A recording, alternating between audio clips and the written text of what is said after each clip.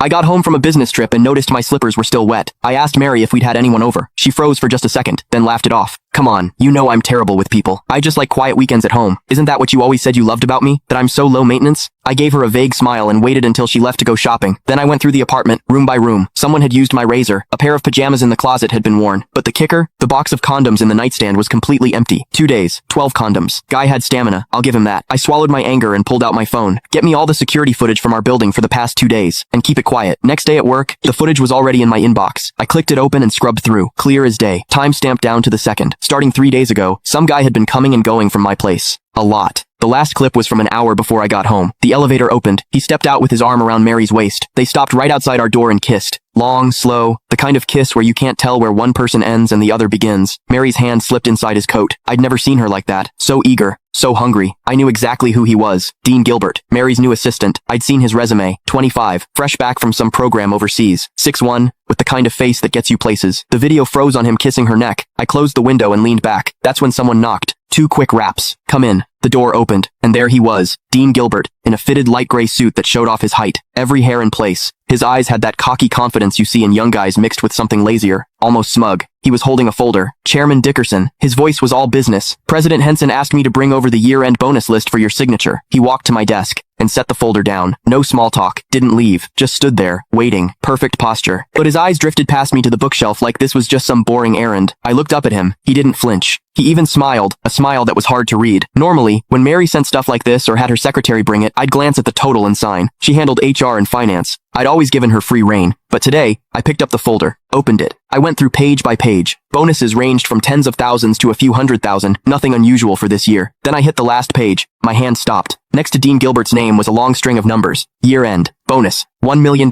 And in the notes, +1 company BMW, 730 Lee, $1 million.